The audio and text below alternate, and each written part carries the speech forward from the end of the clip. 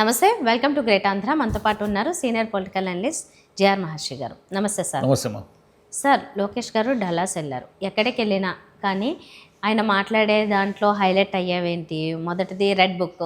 ఎందుకంటే అది ఆయన పేరు మీదే రాసుకున్న ఒక బుక్ లాగా ఉంటుంది కాబట్టి ఆ రెడ్ బుక్ గురించి, లేకపోతే 15 ఏళ్ళు మేమే ఉంటామని చెప్పడము, ఇవే ఎక్కువ హైలైట్ అవుతున్నాయి. కానీ రాష్ట్రానికి సంబంధించిన మిగతా ఏమన్నా సమస్యలైనా లేకపోతే ఇంకో విషయాలు ఏవి ఎక్కువ హైలైట్ కావట్లేదు. ఒకటి అది రెడ్ బుక్ అనేది అదేదో భగవద్గీత నామస్మరణ చేసినంత గొప్పగా దాన్ని చెప్పుకోవడం వల్ల దానికి తిరిగి అంటే ప్రభుత్వానికే నష్టం కదా. ఎందుకు దాన్ని ఆయన ఇంకా ఇప్పటికీ చాలా ప్రౌడ్గా ఫీల్ అవుతున్నారు. దాన్ని ఎవరు ప్రౌడ్గా ఫీల్ అవుతారు? ఆయన ఆ పార్టీలో కార్యకర్తలో, లేకపోతే ఆ పార్టీని అభిమానించే వాళ్ళు, లేదంటే వైసీపీ హ్యాటర్సో ఇష్టపడచ్చు. కానీ అందరికీ, ప్రజలందరికీ అదేదో ఆమోదయోగ్యమైనది అయితే కానే కాదు. మరి దాన్ని అయితే ప్రచారం చేసుకుంటున్నారు. ఓకే. ఇంకోటి 15 ఏళ్ల పాలన, అది వీళ్ళు ఫిక్స్ అయిపోయారా లేకపోతే అదొక రకమైన ఇంజెక్ట్ చేయడమా అనేది తెలియదు. కానీ అది ఏం జరుగుతుందో తర్వాత దేవుడు ఎరుగు. ఇప్పటికైతే ఎవరికీ తెలియదు. ఆ పరిస్థితులను బట్టి మారిపోతూ ఉంటుంది. కానీ ఏది ఎక్కువ ఫోకస్ చేయాలి అనేది తెలియక చేస్తున్న పనా ఇది? లోకేష్ గారు ఏమిటంటే, ఇప్పుడు అందరికీ తెలిసిన విషయం ఏంటి, ఫ్యూచర్ సీఎం ఆయనే. టీడీపీ అధికారంలోకి వస్తే అంటే ఈ టర్మ్లో ఒకవేళ చంద్రబాబు నాయుడు గారు నేను రిటైర్ అయిపోతాను అని అంటే 29లో లోకేష్ గారు ముఖ్యమంత్రి. లోకేష్ గారు లేదా అనుమతి లేకుండా ఇప్పుడు కూడా ఏమీ జరగడం లేదనేది ఒక టాక్. అందుకని లోకేష్ గారిని విపరీతంగా పొగిడే భజన పరులు ఒకవైపు చేరుకుంటే, లోకేష్ గారు కూడా తాను అంటే చుట్టూ అధికారం ఉన్నప్పుడు ఏం జరుగుతుందంటే వరుస తప్పులు చేస్తారు. లోకేష్ గారు కూడా ఏం చేస్తున్నారంటే, తాను 15 ఏళ్ళు భవిష్యత్తులో తమ కూటమి అధికారం లేకుంటుందని ఒక భ్రమకు, వీళ్ళు ఎట్లయితే వైనాట్ 175 అన్నారో వీళ్ళు కూడా అలాంటి భ్రమకు ఏదో గురైపోయి జగన్ పూర్తిగా ఫినిష్ అయిపోయాడు, వైసీపీని భూస్థాపితం చేశామనే భ్రమలో ఉన్నారు. ఇప్పుడు లోకేష్ గారిని కూడా జనం అన్నీ పరిశీలిస్తున్నారు. ఏం చేస్తున్నాడు ఈయన? ఆయన రప్ప అంటే హింస. ఈయన రెడ్ బుక్ రాజ్యాంగాన్ని అది దాని పని అది చేసుకుపోతుంది, ఎవరిని వదిలిపెట్టము అంటే అది హింస కాదు. అది కూడా ఇదే కదా. మీరు రెడ్ బుక్ రాజ్యాంగం అంటే ఏమిటి? మీరు చట్ట ప్రకారం ఎవరినైనా శిక్షించండి, మిమ్మల్ని దూషించిన వాళ్ళ మీద కేసులు పెట్టండి, ఏమైనా చేయండి. ఎవరైనా ఒకరిని దూషించుకోవడం అనేది తప్పు, దాన్ని ఎవరు కాదనరు. కానీ లోకేష్ గారు ఏం చేస్తున్నారంటే, కార్యకర్తల దృష్టిలో తాను ఒక ప్రత్యేకమైన వ్యక్తిగా, ఒక నాయకుడిగా, ఒక హీరోగా, నాయకుడు వేరు హీరో వేరు. నాయకుడు, రాజకీయ నాయకుడు, పార్టీ నాయకుడు, సినిమా హీరో ఇద్దరు ఒకటి కాదు. సినిమా హీరోకి ఏమిటంటే అతను క్లైమాక్స్కి వచ్చేసరికి విలన్లు పచ్చపచ్చకు పొడవడము, నడకడము, ఏదేదో చేస్తుంటాడు, జనం చప్పట్లు కొడతారు. సినిమా రాజకీయం ఒకటి కాదు. ఈయన ఏం చేస్తున్నాడంటే, నా కార్యకర్తల దృష్టిలో హీరోగా ఉండడం కోసం ఇలాంటి మాటలన్నీ చెప్తున్నాడు. రెడ్ బుక్ రాజ్యాంగము అదని ఇదని. ఎందుకు ఆ రెడ్ బుక్ రాజ్యాంగము? రెడ్ బుక్ రాజ్యాంగం అనే పేరు ఎందుకు పెట్టుకున్నారు? దానికి మీరు చట్ట ప్రకారం ఏమన్నా చేసుకోండి, దానికి రెడ్ బుక్ రాజ్యాంగం అని ఎందుకు పెట్టుకున్నారు? అందులో డల్లాస్లో కూడా రెడ్ బుక్ అమెరికాలో పోయి కూడా మీరు అవన్నీ ఎందుకు మాట్లాడాలా? అది వేరే వాళ్ళు ఎవరైనా మాడితే చూడండి, మనకు విదేశాల్లో కూడా ఇష్టమైనట్టు మాడుతున్నారని మీరే అంటారు. మీరంటే మాత్రం తప్పలేదు. లోకేష్ గారు ఇంకోటి ఏం చెప్పారు, 15 ఏళ్ళు ఈ కూటమి ఉంటుంది అన్నారు.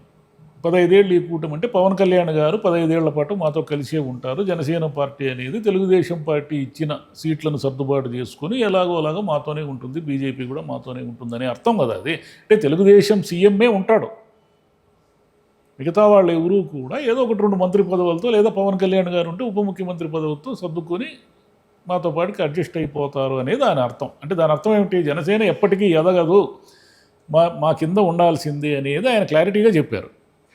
పవన్ కళ్యాణ్ గారు దానికి ఏమి సమాధానం చెప్పలేరు, ఆయన దగ్గర సమాధానం లేదు కూడా. ఎందుకంటే జగన్ అధికారంలోకి రాకుండా ఉండడం అనేదే వీళ్ళ టార్గెట్ కాబట్టి వీళ్ళందరూ కలిసే ఉంటారు. ఇంకొకటి, 20 లక్షల కోట్ల పెట్టుబడులు తెచ్చాము ఈ 17-18 నెలల్లో అని కూడా అన్నారు ఆయన. 20 లక్షల కోట్ల పెట్టుబడులు ఎక్కడి నుంచి వచ్చాయి, ఎలా వచ్చాయి, అవన్నీ ఇస్తే మీరు చెప్పే మాట నిజమైతే దాదాపు 20-30 లక్షల మంది అసలు ఆంధ్రప్రదేశ్లో నిరుద్యోగమే ఉండదు. 30 లక్షల మందికి ఉద్యోగాలు ఇచ్చేస్తే ఇంకా నిరుద్యోగం ఎక్కడి నుంచి వస్తుంది? సరే, అంత దేశంలో ఉండే వాళ్ళందరినీ తీసుకుంటారు అనుకుందాం, ఆంధ్రప్రదేశ్కి ఎందుకు ప్రియారిటీ ఇస్తారు? ఆ లెక్కన తీసుకున్నా కూడా దేశంలో 30 లక్షల మంది ఉద్యోగాలు ఒక్క రాష్ట్రమే ఇవ్వగలిగితే ఈ 3 ఏళ్లలో మెరకెల్ అదే. ఇలా మాటలు చెప్తున్నారే తప్ప నిజంగా పెట్టుబడులు ఎక్కడొచ్చాయి, ఏమొచ్చాయి, ఎన్ని గ్రౌండ్ అయినాయి, అన్ని 3 నెలల్లో గ్రౌండ్ అయిపోతుంది అంటున్నాడు ఆయన. 3 నెలల్లో మీరు ఎన్ని ఉద్యోగాలు ఇస్తారు, ఏం చేస్తారు? ఇంత మునుపట్లాగానే కాకి లెక్కలు, ఆయన జగన్ ప్రభుత్వంలో కాకి లెక్కలు చెప్పేవాళ్ళు. 14 లక్షల కోట్లు అప్పు చేశాడు, శ్రీలంకలు చేశాడు, వెనిజులా చేశాడు, ఇంకా ఆయన దిగిపోయే లోపల 20 లక్షల కోట్లు కూడా అప్పులు చేయొచ్చు అని అన్నారు కదా. మరి 20 లక్షల కోట్లు అప్పులు ఏమున్నాయి అనేది చూస్తే బడ్జెట్లో మీరే చెప్తున్నారు 7 లక్షల కోట్లు దాటలేదన్నారు. అంటే మీరు చెప్పే లెక్కలు నిజమని ఎలా నమ్మేది? మీరు చెప్పే లెక్కల్లో వాస్తవాలు ఉన్నాయని ఎలా నమ్మేది? మీరు 20 లక్షల కోట్లు తెచ్చేశారు 18 నెలల్లో, అంటే నెలకు 1,00,000 కోట్లు తెచ్చారు. మీరు దాదాపు 1,50,000 కోట్లు తెచ్చారు. 1,50,000 కోట్లు పెట్టుబడి అంటే మామూలు విషయం కాదు. మీరేమో ఒకవైపు అప్పులు చేస్తూనే ఉన్నారు. డబ్బులు వచ్చేసా అంటూనే ఉంటారు. అభివృద్ధి దిశగా దూసుకుపోతున్నాం అంటున్నారు. మళ్ళీ ప్రతి మంగళవారం 5,000 కోట్లు అప్పు తెచ్చుకుంటారు. రిజర్వ్ బ్యాంక్ తెరివే మళ్ళీ జీతాలకు డబ్బులు లేవంటారు. జీతాలకు అప్పులు చేస్తారు. అమరావతికి అప్పులు చేస్తారు. ఆ కార్పొరేషన్లన్నీ తాకట్టు పెట్టి అప్పులు చేస్తారు. ఇదేమో ఒకవైపు నడుస్తుంటుంది. ఇది ఇంకొక వైపు ఏమో అద్భుతం అనేది నడుస్తుంటుంది. రెండిట్లో ఏదో ఒకటే నిజం కదా. రెండు నిజాలు ఎలా అవుతాయి? అద్భుతమే జరిగితే అప్పులు అనవసరం, అప్పులే ఉంటే అద్భుతాలు జరగవు. ఈ రెండు ఎలా జరుగుతాయి? అంటే లోకేష్ గారు రాంగ్ ట్రాక్లో వెళ్తున్నారు. ఆయన చాలామంది నాయకుల్లాగా ఎవరికైనా పొగిడించుకోవాలంటే ఇష్టమే. భజన ఇష్టం లేని నాయకులు ఎంతమంది ఉంటారు చెప్పండి. కాబట్టి లోకేష్ గారు ఏమిటంటే మొత్తం ఆయన పార్టీలో చంద్రబాబు నాయుడు గారు ఎప్పుడైనా ఈ 2 ఏళ్లకు 3 ఏళ్లకు నెక్స్ట్ టర్మ్ ఏదో ఒక టర్మ్లో రిటైర్మెంట్ తీసుకుంటారు. కాబట్టి భవిష్యత్ ముఖ్యమంత్రి లోకేష్ గారే కాబట్టి ఆయన గుడ్ లుక్స్లో ఉండడానికి ఆయన ఇంద్రుడు చంద్రుడు అని పొగడ్డంలో భాగమే మొన్న విమానాలను కూడా ఆయన వార్ రూమ్లో కూర్చొని కంట్రోల్ చేస్తున్నాడని ఒక ఆయన నోరు జారడం. అంత నోరు జారి ఆయన ఢిల్లీలో అధికార ప్రతినిధి గట్టిపెట్టుకున్నారు మీరు స్పోక్స్ పర్సన్గా. కాబట్టి దీన్ని బట్టే ఆ పార్టీలో ఏం జరుగుతుందో తెలుస్తూ ఉంది. ఈ దాన్ని ఏమంటారు, పొగడ్తలు భజనలు మునిగిపోయి పూర్తిగా వైనాట్ 15 ఇయర్స్ అనే వైనాట్ 175 లాగా వైనాట్ 15 ఇయర్స్ పవర్ అనే మూడ్లో ఉండరు. పవర్ ఎవరికి ఇవ్వాలి, ఎవరిని దించాలనేది జనం నిర్ణయిస్తారు. జనం అన్నీ చూస్తూ ఉంటారు, లెక్కలేస్తూ ఉంటారు. జనమేం పిచ్చోళ్ళు కాదు కదా. మీరు చెప్పిన పథకాలు ఎన్ని ఇచ్చారు, ఎన్ని ఎగ్గొట్టారు, ఎంతమందికి ఇచ్చారు, ఎంతమందికి ఇవ్వలేదు, మీరు ఏం చేస్తున్నారు, మీరు చెప్పిన అభివృద్ధి అంతా జరుగుతూ ఉందా లేదా, మీరు ప్రైవేటు వాళ్ళకి ఇష్టం వచ్చినట్లుగా భూములన్నీ కట్టబెడుతున్నారా, 99 పైసలకి ఎకరా చొప్పున ఇచ్చేస్తున్నారా, అన్నీ చూస్తూ ఉంటారు. ఏది వదిలిపెట్టరు.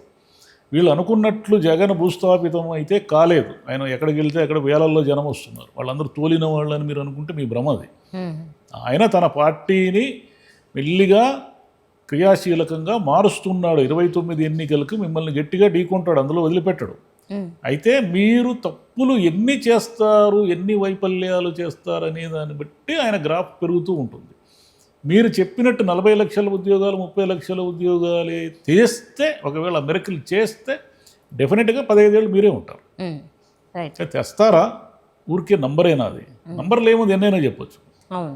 ఇది వైసీపీ ప్రభుత్వం ఉంటేనేమో అప్పులు పెంచేసుకుంటూ వెళ్ళిపోతారు. అంటే అప్పులే ఇంత ఉన్నాయని చెప్తారు. వీళ్ళు ఉన్నప్పుడేమో మాకు ఇన్ని సంస్థలు వచ్చాయి, పెట్టుబడులు ఇన్ని వచ్చాయని అవి పెంచుకుంటూ వెళ్ళిపోతారు. దేనికి అన్ని కాకలెక్కలే. దేంట్లోనూ ఒక నిబద్ధత, దానికి ఒకటి ఇది ఏమీ లేదు. చెప్పడానికి మాత్రమే. ఆయన బెవరేజెస్ కార్పొరేషన్ తాకట్టు పెడితే చూశారా, కార్పొరేషన్లన్నీ తాకట్టులో పెట్టి డబ్బులు కొత్త ఐడియా కనుక్కున్నాడు జగన్ అని రాశారు వీళ్ళంతా. ఇప్పుడు అన్ని కార్పొరేషన్లు తాకట్టు పెట్టారు. రాష్ట్రం 20 ఏళ్ళు వెనక్కి వెళ్ళిపోయింది. జగన్కి ఏదో ప్యాలెస్లు ఉన్నాయి అని కొంతకాలం ప్రచారం చేశారు. మీరు ఒక ప్యాలెస్లు కడుతున్నారు కదా. మీకు హైదరాబాద్లో ప్యాలెస్ ఉంది, తాడేపల్లిలో ప్యాలెస్ ఉంది, కుప్పంలో ప్యాలెస్ ఉంది, కడుతున్నారు కదా. మీరేం చిన్న ఆయన అయితే ప్యాలెస్లు కట్టుకున్నాడు, ఆయనకి ఇష్టం అనుకుందాం పోనీ ఉదాహరణకి. మీరు మాత్రం చిన్న ఇళ్ళు ఏమన్నా కట్టుకుంటున్నారా? మీరు ప్యాలెస్లే కదా కట్టుకుంటున్నారు. మరి ఇంకా ఆయన ఎందుకు అనేది జగన్ ప్యాలెస్ అని మీరు ఏమన్నా డబుల్ బెడ్రూమ్ ఫ్లాట్లో ఏమైనా ఉంటున్నారా? లేదు కదా. కాబట్టి అందరూ అదే తానులో ముక్కలే. మళ్ళీ ఒకరు అధికారంలో ఉన్నప్పుడు ఒకలాగా, ప్రతిపక్షంలో ఉన్నప్పుడు ఇంకోలాగా మాడుతూ ఉంటారు. జనం వింటూ ఉంటారు. వాళ్ళకి ఎప్పుడు పిచ్చి లేచినప్పుడు 5 ఏళ్ళకి ఒకసారి వాళ్ళు పవర్ ఏదో చూపిస్తారు. అంతే. నిజంగా ప్రజలకు ఏమన్నా చేశారు అంటే ప్రజలకు తెలుస్తుంది. అది ఇప్పుడు కూడా ఆల్రెడీ యాంటీ ఇన్కంపెన్సీ అనేది ఎప్పుడైనా ఏ టైంలో అన్నా స్టార్ట్ అవ్వచ్చు. ఆల్రెడీ 3 విమానాల్లో తిరుగుతున్నారు, మాకేం చేయట్లేదని ప్రజలు మాట్లాడుకుంటున్నారంట. అది మామూలుగా అక్కడ లోకల్గా తెలిసే విషయాలు. వాళ్ళు 3 విమానాల్లో తిరుగుతున్నారు, మాకేం ఇవ్వట్లేదు, మాకు చేయట్లేదని. అంటే ఇప్పుడే ఇట్లా స్టార్ట్ అయిందంటే ఇంకా ఈ 5 ఏళ్ల కాలంలో ఇంకేమవుతుంది? 1 ఇయర్ చూస్తారు, 26 ఎండ్ వరకు చూస్తారు. 27 నుంచి జనం మాట్లాడడం మారిపోతుంది. ఎందుకంటే మీరు 20 లక్షల ఉద్యోగాలు ఇవ్వండి, మాకేం సంతోషమే, కానీ ముందు నిరుద్యోగ భృతి ఇవ్వండి. 2 ఏళ్ళు ఆయా మీరు చెప్పిన ప్రకారం వాళ్ళకి నెలకు 3,000 ఇచ్చుంటే ఎంత అయ్యా? 12 3 36,000 2 ఏళ్ళకి కలిసి 72,000 ఇవ్వాలి. అంటే జూన్ వస్తే ఇంకా 18 నెలలే కాబట్టి అవును.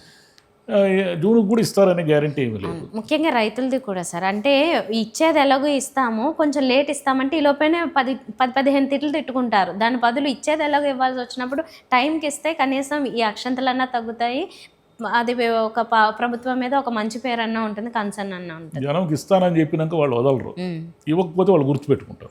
రైట్. వాళ్ళ లక్షణం అదే. Right sir, thank you. Thank you.